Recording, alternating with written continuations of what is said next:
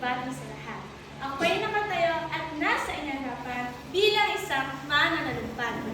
Aking hinihiling ang mga puso't isipan upang sa gayon mas lubos na maunawaan ang aking mga sasabitin sapagkat ito'y napakahalaga at ito'y tungkol sa iba't ibang kasarian.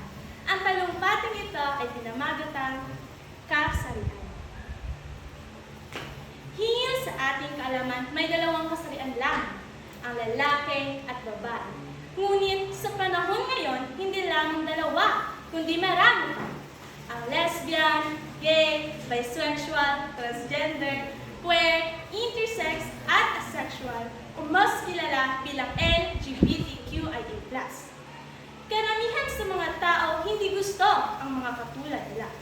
Bakit karamihan sa mga tao hindi matanggap ang mga katulad nila?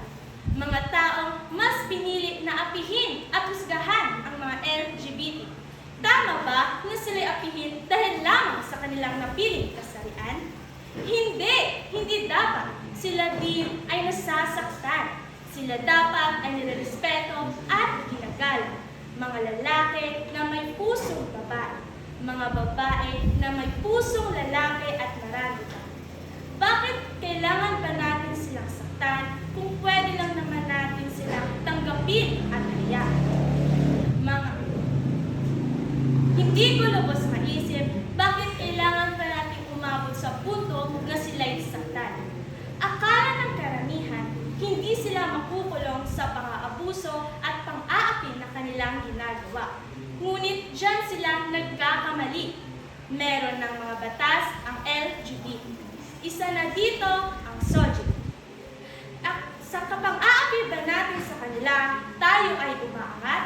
Hindi. Hindi, di ba? Inaakala ng karamihan na ang mga katulad nila ay salot sa ating lipunan. Ngunit diyan sila nagkakamali.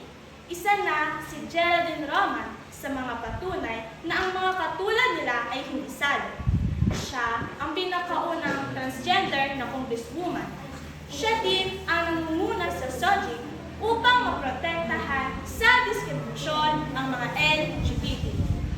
Tayong lahat ay mga tao. Tayong lahat ay parehong nilikha ng Diyos. Tayo dapat ay nagkakaisa. Itigil ang diskriminasyon tungo sa mga LGBT. Tayong lahat ay magkaisa upang lipunan natin ay mas umunlad pa. Respetuhin ang isa't isa at mahalin ang bawat isa. Tanggapin natin sila para ang ating lipunan ay makawala